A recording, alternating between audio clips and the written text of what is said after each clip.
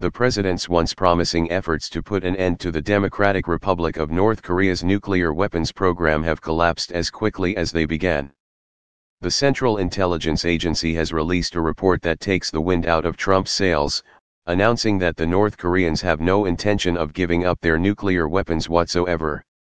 They are, however, willing to make a specific concession for President Trump, giving him a win on an issue close to his heart, and by close to his heart, we mean very close, as in clogging the valves and arteries in and around it. National security officers revealed that Kim Jong-un may consider offering to open a Western hamburger franchise in Pyongyang as a show of goodwill, but the nuclear peace deal the president is convinced he's going to achieve is off the table. Of course, when you consider recent events, it's obvious to everyone that the North Koreans would be absolute fools to give up their nuclear weapons. Libyan leader Muammar Gaddafi gave up his nuclear weapons program in 2003 in a deal with President Bush. 10 years later he was murdered in the streets by US-backed rebels, his regime toppled by US airstrikes in a foreign intervention that sent the country spiraling into chaos and turned the once stable country into a hotbed of terrorism and slavery.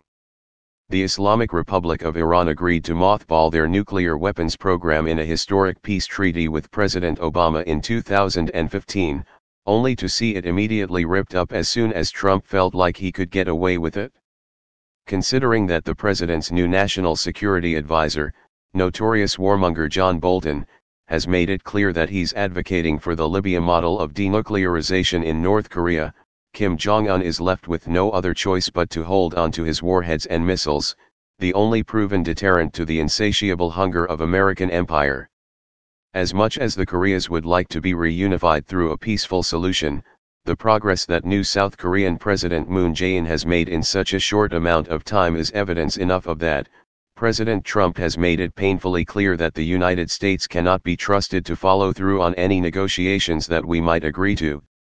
In any case, we all can agree that the Donald J. Trump Memorial McDonald's restaurant in Pyongyang is a much more appropriate and realistic reward than his delusions of a Nobel Peace Prize.